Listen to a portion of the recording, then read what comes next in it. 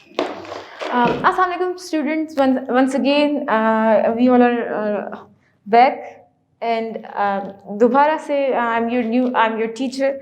I don't know I'm new or not, but my name is Laiba. So I'm just supposed to teach you diffusion. आप लोगों को पानी के बारे में बताया था मैंने, पानी कितना इम्पोर्टेंट होता है। पानी एक ज़िंदगी का सबसे इम्पोर्टेंट चीज़ है। पानी के बगैर दुनिया होती ही नहीं। डिफ्यूजन, आपको मैं आज डिफ्यूजन पढ़ाऊंगी अपने इस लेक्चर में। ये लेक्चर थोड़ा सा लंबा जाएगा क्योंकि हम इसमें काफ़ी कुछ पढ़ रहे हैं। So diffusion is a process in which random movement of molecules और ions takes place down a concentration gradient from a region of higher concentration to the region of lower concentration.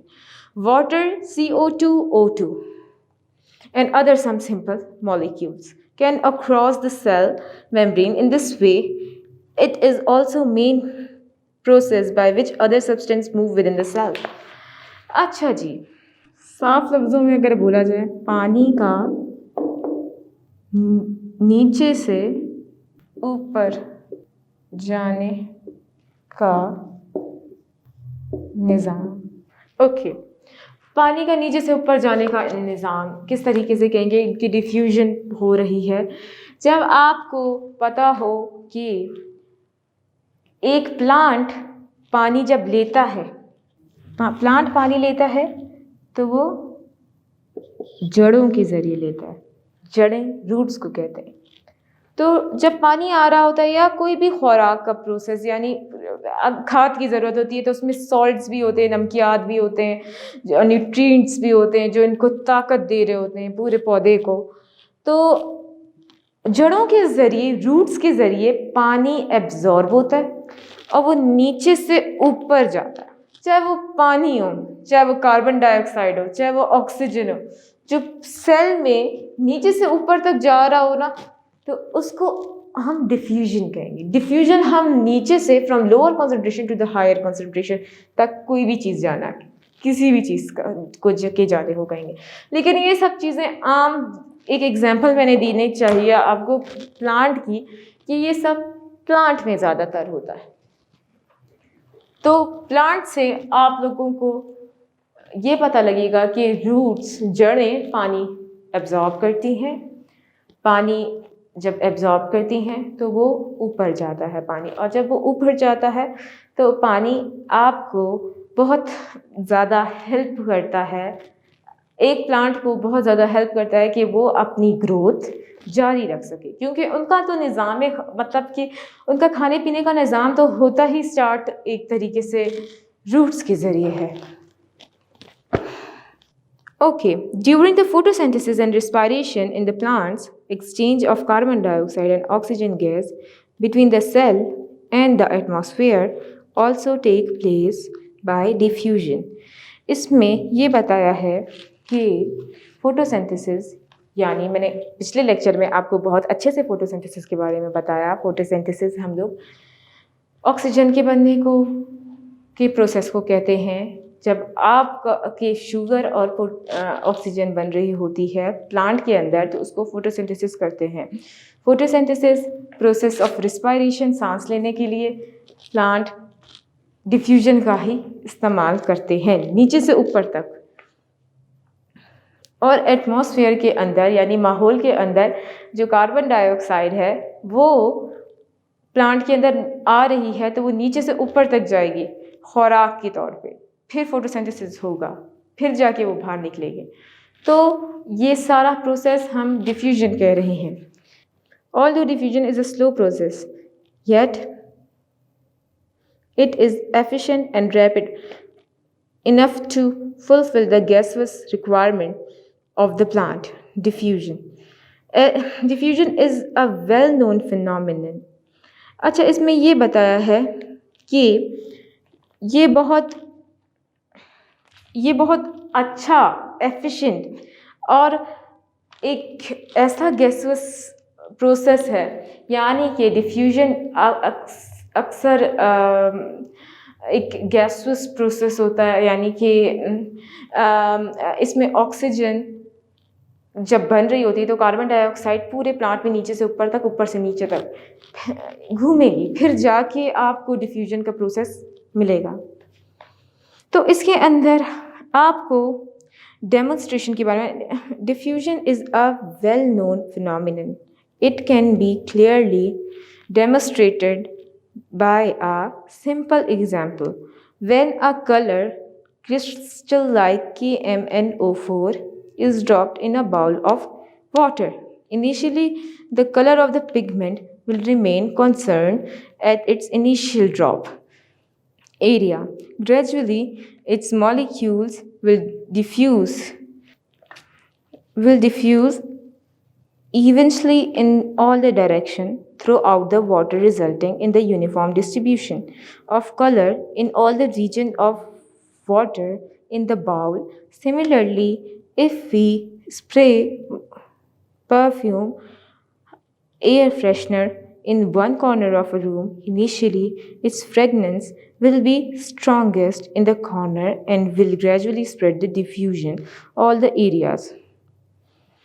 अच्छा जी, तो क्लास बहुत ज़बरदस्त किस्म की example एक आपको यहाँ पे दी है।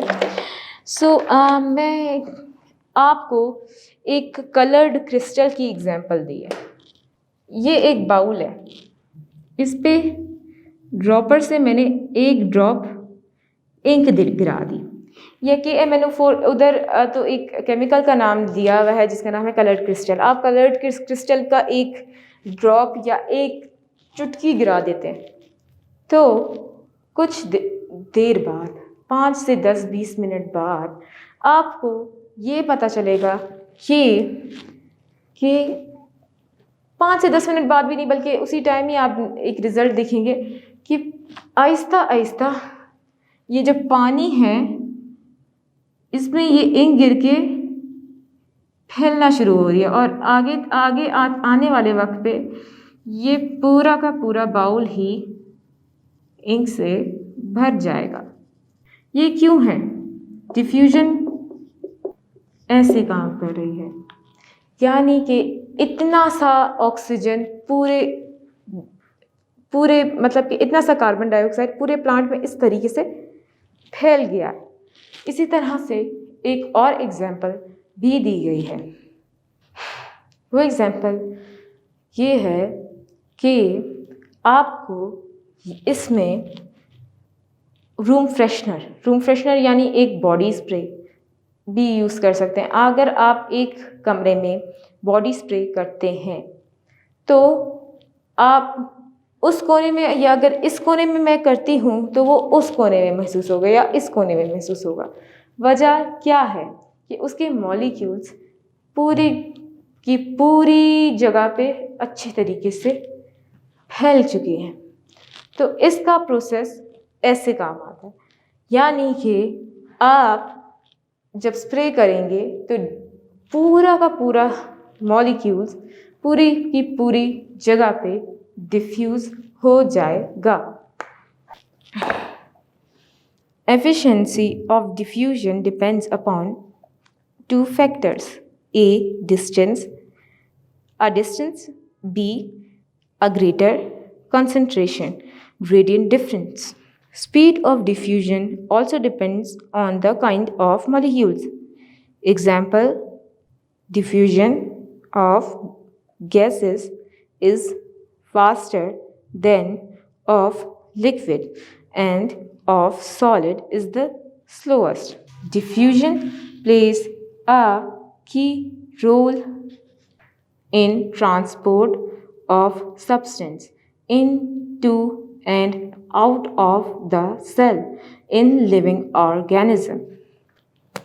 तो इसमें आपको दो चीज़ों के बारे में बताया गया है। डिफ्यूजन का प्रोसेस दो चीज़ों पे डिपेंडेंट होता है, एक डिस्टेंस, दूसरा कंसंट्रेशन।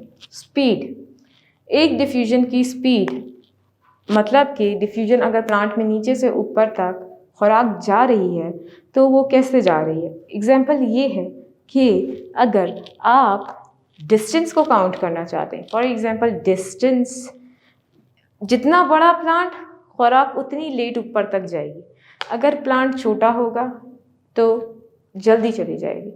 मकसद ये है कि डिफ्यूजन के प्रोसेस को भी नापा जाता है, डिफ्यूजन के प्रोसेस को भी एक्सपेरिमेंट्स के ज़रिए पता किया जाता है कि आखिर ये कैसे हो रहा है। तो मैं आगे एक इसी लेक्चर में शायद आप लोगों को एक एक्सपेरिमेंट भी बता दूँ।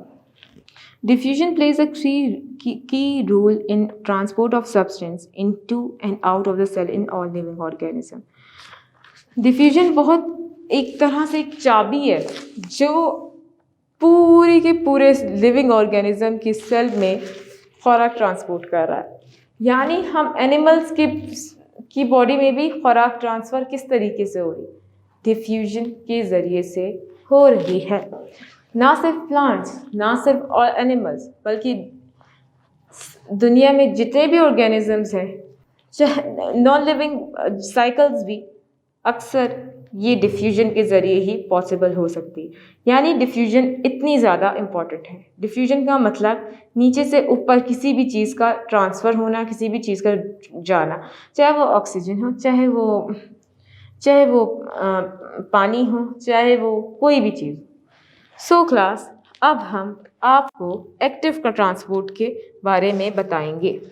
तो मैं आप लोगों को एक्टिव ट्रांसपोर्ट के बारे में बताना चाहती हूँ। Sometimes the movement of substance across the cell membrane takes place against the concentration gradient, uphill movement from the region of lower concentration to the region of higher concentration. This type of uphill movement of a substance requires the expenditure of energy and is called active transport. आप लोगों को अभी मैंने osmosis के आपको मैंने 5 minute पहले, बल्कि अभी 2 सेकंड पहले ही आपको डिफ्यूजन के बारे में बताया है।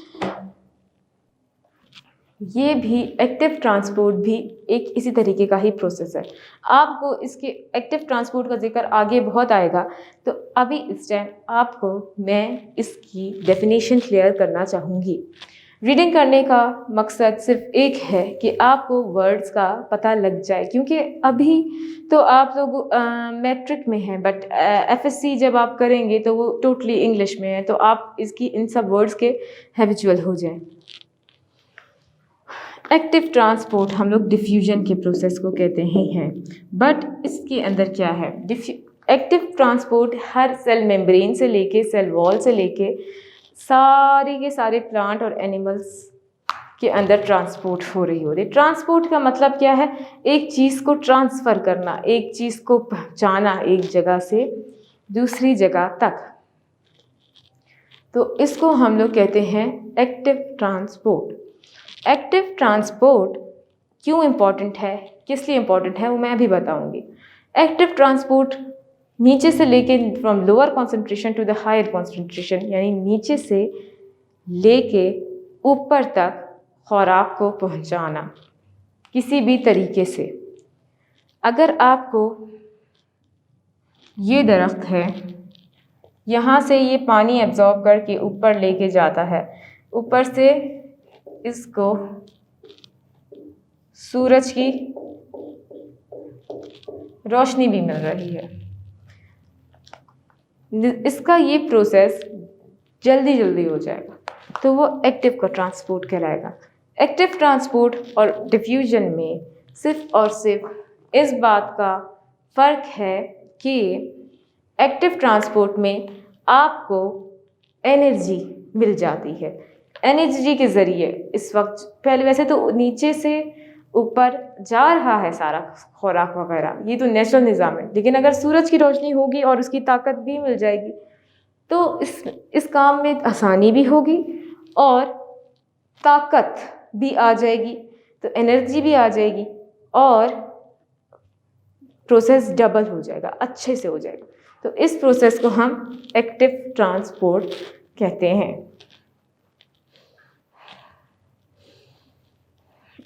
वैसे इसके अंदर अप हिल मूवमेंट का भी जिक्र है। अप हिल मूवमेंट यानी नीचे से ऊपर तक। की मूवमेंट। हिल हम लोग चट्टानों को कहते हैं। जब नीचे से एक इंसान ऊपर जाता है तो एनर्जी की ज़रूरत होती है। इसी तरीके से आपको इधर भी एनर्जी की ज़रूरत होगी। ओके, प्रैक्टिकल वर्क पे आ जाए। To demonstrate osmosis, take a textile funnel and tie a cellophane or egg membrane. Both are differently permeable. Around the wide end or the mouth of the funnel, these two membranes are permeable. The two molecules, but not two dissolved solute molecules such as sucrose, sugar, fill the textile funnel up to a marked level with a concentrated sugar solution and place the funnel with its mouth and immersed in water. You will see that the water would move both into and out of the funnel. But because of the greater concentration of water in the funnel would be more rapid, then its movement the outside of the funnel and the into the funnel outside of the funnel into the beaker. Consequently, the funnel goes on the sugar solution. The funnel will become more dilute. The movement of water molecules into the funnel was the quickest at a time when it was first immersed into the beaker because at that time there was a concentration gradient greater difference between the water in the beaker, the sugar solution in the funnel. At the time the movement of water funnel was the slowest. The movement of water into and out of the funnel until the equilibrium of water molecules both sides of the membrane was reached. Osmosis. As you all know that a living cell is enclosed in the cell membrane, which allows some substance to pass through it but prevents the passage of other. Such membrane which is selective in the passage of substance is called a selectively permeable membrane or differently permeable membrane. The solvent molecules, which in most cases are water molecules, can readily pass through the cell membrane. The water molecules easily diffuse through the cell membrane. The movement of water solvent, a differently permeable membrane, is a specialized kind of diffusion called osmosis. Okay, diffusion के बारे में तो आपने सुना ही था। आज मैं अभी आपको ओस्मोसिस के बारे में बताना चाहूँगी। ओस्मोसिस बहुत ज़्यादा इम्पॉर्टेंट चीज़ है। ओस्मोसिस हमारे सेल में भी ये प्रोसेस होता है और प्लांट्स के सेल में भी ये प्रोसेस इजीली होता है। क्लास, ओस्मोसिस के ऊपर एक ब्रीफ डिस्क्रिप्शन दूंगी कि ओस्मोसिस एक ऐसा प्रोसेस है जो वाटर के पैसेज पे होता है। सेलेक्टिवली पेरेमेबल मेम्ब्रेन कह सकते हैं, या आप लोगों के लिए एक और लफ्ज़ भी इस्तेमाल हुआ है, डिफरेंटली पेरेमेबल मेम्ब्रेन भी कह सकते हैं। इस प्रोसेस में इस्तेमाल होती है। मेम्ब्रेन पहले बताया पर्दे को कहते हैं। एक तरीके से आपको अगर मैं बताऊं कि परमिशन लेटर, अगर आपको एक जगह जाना होता है तो अक्सर आपको परमिशन लेटर की ज़रूरत होती है और आप परमिशन लेटर देते हैं, फिर जाके आपको परमिशन मिलती है तो जाते हैं। अगर आप कोई आउटसाइडर होता है तो उसको परमिशन अक्सर नहीं मिलती। इसी तरह से शादी हॉल में भी ऐसा होता है कि आप अगर इनविटेशन दिखाएंगे कि हाँ हमें दावत दी गई थी तो आए हैं, और आप उनको अपना एक तरीके से लेटर दिखाते हैं, यस मुझे बुलाया गया था और मैं आ गया हूँ। परमिशन लेटर के बारे में आप फुली अवेयर हैं, तो मैं आप लोगों को ऑस्मोसिस के बारे में बताती हूँ। सेल असल में काम कैसे करता है। ये सेल के ऊपर का पर्दा है, मेम्ब्रेन, जो इस टाइम क्या काम कर रहा है मैं बताती हूँ। फॉर एग्जांपल यहाँ से वाटर चला जाता है सेल के अंदर, तो अगर पानी गंदा होता है, उसमें कुछ मादनियात होते हैं, अक्सर पानी गंदा आ रहा होता है घर में और आप वो पी लेते हैं, तो इसके अंदर कुछ ज़र्रे होते हैं या कुछ बैक्टीरिया होते हैं जो जाने की कोशिश करते हैं पर वो नहीं जा पाते। क्यों? क्योंकि अल्लाह ताला ने बॉडी का निज़ाम इतना अच्छा बनाया है कि खाने का प्रोसेस जब हो रहा है कि जब वो अंदर जा रहा है फूड, पानी, फूड, जो कुछ भी, अगर कोई गंदी चीज़ होगी तो वो अलग हो जाएगी। यानी जिनके पास परमिशन लेटर, जो काबिल हैं पानी जो हिस्सा पानी के सेल के अंदर जाने के काबिल है वो ही अंदर जाता है, वरना फिर अगर दूसरा जो रह चुका होता है, जो गंदा होता है, वो नहीं जाता। ये नेचुरल निज़ाम है। इस प्रोसेस को डिफ्यूजन के ज़रिए होना है, यानी ये कहीं नीचे से ऊपर तक ये हो रहा है और डिफ्यूज़ हो रहा है, पानी अंदर एब्जॉर्ब हो रहा है, ट्रांसपोर्ट हो रहा है। इस प्रोसेस को हम ओस्मोसिस कहेंगे, जब एक सेलेक्टिवली परमेबल यानी एक पर्दा आपको मदद कर रहा है पानी को अंदर जाने की। क्लास, मैंने अभी एक एक्सपेरिमेंट भी पढ़ा, चले मैं इसकी डायग्राम बनाती हूँ, आपको वो और अच्छे से समझ में आएगा।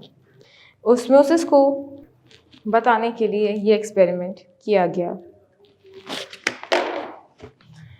अच्छा, तो ये बहुत पहले का एक्सपेरिमेंट है। ये स्टूडेंट्स को प्रूव करने के लिए होता है कि हाँ ये सब प्रोसेस है, असल में है, पर्दे के ज़रिए ही अगर होता है। तो आप लोगों को एक प्रोसेस करके बताया कि डिफ्यूजन होती कैसे, कि ओस्मोसिस कैसे होता है। ओस्मोसिस का प्रोसेस ये है कि आपको एक स्टैंड चाहिए, एक बीकर चाहिए, एक टेक्सटाइल फनल चाहिए, एक सेलोफेन चाहिए। सेलोफेन मैं आपको बताती हूँ होता क्या है। सेलोफेन असल में एक ऐसी चीज़ है जो सेल मेम्ब्रेन का काम करती है, एक पर्दे का काम करती है। अगर आपके पास सेलोफेन नहीं है तो आप अंडे की सफ़ेदी भी लगा सकते हैं, जो पर्दे का काम कर रही है अंडे के ऊपर। एक अंडे की एग्जांपल सेल के लिए बहुत अच्छी है। जो बड़ा सी जर्दी होती है वो न्यूक्लियस होता है, जो सफ़ेदी होती है वो प्रोटोप्लाज्म होता है। और अक्सर आप अंडा जब उबालते हैं तो उसके ऊपर एक छिलका आ जाता है, तो उसको हम लोग कहते हैं सेलोफेन। उसको हम लोग कहते हैं cell membrane, not cellophane. Cellophane एक ऐसी पर्दे जैसी चीज़ जो साइंटिस्ट ने साइंटिफिकली इन्वेंट की है। तो आप लोगों को मैं अभी इस टाइम ये बता रही हूँ कि आप लोगों ने इसको डायग्नोज करने का ये प्रोसेस है कि आपने पहले सेलोफेन को फनल के ऊपर लगा लिया, फिर इसको बीकर पे रख दिया। बीकर के अंदर खाली है, अभी इस टाइम कुछ नहीं है। फिर इसको यहाँ इस तरीके से शुगर वाटर इसके अंदर डाला, यानी मीठा पानी डाला, चीनी से वाला पानी डाला। और बाहर बीकर के टेक्सटाइल फनल के अंदर तो ये सब चीज़ें आ गई, बट बीकर के बाहर, यानी बीकर के बाहर वाटर डाला। वाटर पानी को कहते हैं। थोड़ा सा वर्क किया, थोड़ा सा रुके, थोड़ा सा देखा कि क्या होता क्या है। 10-15 मिनट रुके तो आप लोगों ने देखा कि इसकी रीडिंग, आपने पानी तो इतना डाला था, 10 मिनट बाद इतना हो गया, बढ़ गया, 10 इंच ज़्यादा हो गया। क्यों हो गया? यहाँ पे एक पर्दा है, वो है सेलोफेन यानी सेल मेम्ब्रेन। अंडे की सफ़ेदी भी लगा सकते हैं आप। तो वो पानी एब्जॉर्ब करेगा। अगर वो रीडिंग यहाँ तक है तो वो यहाँ तक पहुँच जाएगी आराम से, आसानी से, सेकंडों में। ये बात ये पता लगाती है कि सेलोफेन यानी सेल मेम्ब्रेन एक ऐसी चीज़ है जो मीडियम प्रोवाइड करती है, जो ट्रांसपोर्ट का, यानी कि पानी को एक जगह से दूसरी जगह छान के भेजती है, फिल्टर करके भेजती है। तो जब पानी का रीडिंग ऊपर हो गई शुगर वाले, तो इससे पता लग जाता है कि कि ये एक्सपेरिमेंट सक्सेसफुल है और बिल्कुल एक्यूरेट है। चलिए क्लास, हम अपने आखिरी 2 टॉपिक्स यानी टर्जर पढ़ेंगे।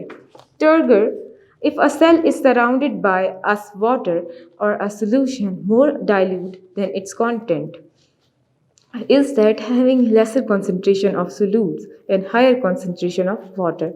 The water tends to move into a cell vacuole by osmosis. As the water enters the vacuole, it increases in size and pushes the cell contents against the wall. The plant does not burst as the cell wall is fairly strong, relatively inelastic. However, the cell wall cannot expand beyond a certain limit. The cell wall thus prevents over the expansion of cell by exerting an inwardly direct or an opposing pressure which prevents the entry of more water into the cell. The cell state become turgid. The condition produced in the cell is called turgor. The internal pressure exerted on the cell is called turgor pressure. When all the cell's leaves stem turgid, the plant structure like leaf and young branches will be stiff and firm, upright. If the cell somehow lose water, the cell will lose turgor and will become flaccid. Soft limb, the leaves will flaccid, cells become limp and stem droops. The plant cell will reduce turgor due to the loss of water said to be wilting. Okay class, इसके अंदर आपको बहुत बहुत आसान लफ्ज़ों में टर्जरिटी के बारे में बताया है। स्टूडेंट अक्सर कंफ्यूज होते हैं, तो मेरा ये लेक्चर ज़रूर सुनिए और बहुत गौर से सुनिए। टर्गर हम असल में कहते किसको हैं? अगर आप एक प्लांट को मुसलसल पानी दें, 24 घंटे पानी दें, उसको कभी भी इतना पानी दे दें कि उसका पॉट फुल हो जाए, उसका गमला फुल हो जाए, और देते जाएं और रुके ही नहीं। ये जो प्रोसेस है ना, ये इस सिचुएशन के ऊपर बेस्ड है कि जब पानी आप जब देते रहते हैं तो एक पिक्चर डायग्राम इधर बनी हुई है। ये एक प्लांट सेल बनाया हुआ है।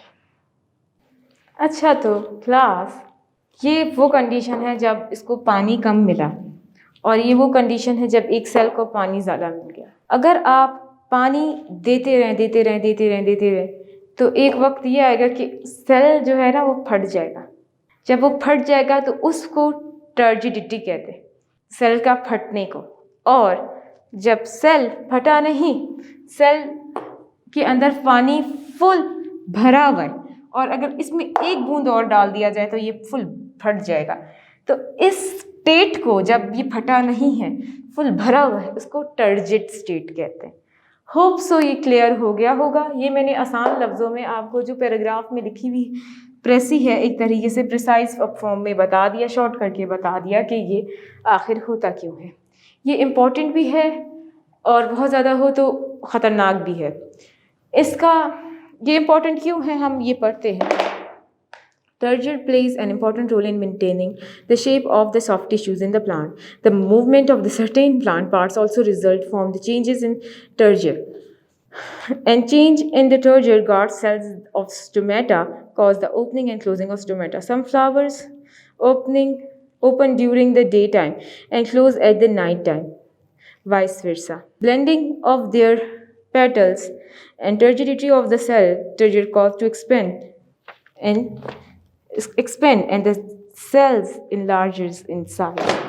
अच्छा, तो क्लास, बहुत ज़बरदस्त और बहुत खूबसूरत एग्जाम्पल अल्लाह की कुदरत की दी हुई है इधर। ये स्टेट अक्सर इम्पोर्टेंट भी होती है और बहुत ज़्यादा इम्पोर्टेंट भी है। ये एक प्लांट की शेप को बरकरार कर रखता है।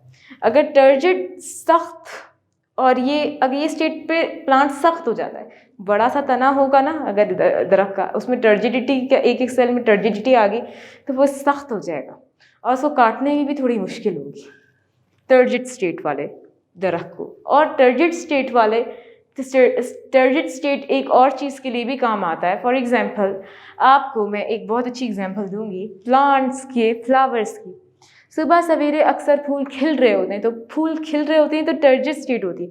जब पानी भर जाता है सलों में तो फूल अपनी साइज़ बढ़ा बढ़ा के एक तरह से खुल जाते, और ये स्टेट टर्जिडिटी स्टेट कहलाता है। टर्जिडिटी स्टेट की वजह से पॉसिबल होता है। तो ये आपको बहुत अच्छे से क्लियर होगा, I hope so. Next lecture मैं आपको दूंगी ट्रांसपोर्ट के ऊपर ऑफ वाटर इन सॉल्ट। ये कौन कौन से सेल्स हैं, कौन कौन से ऐसी प्लांट के अंदर चीज़ें हैं पाई जाती हैं जो उनको ट्रांसपोर्टेशन की हेल्प करती है। Thank you.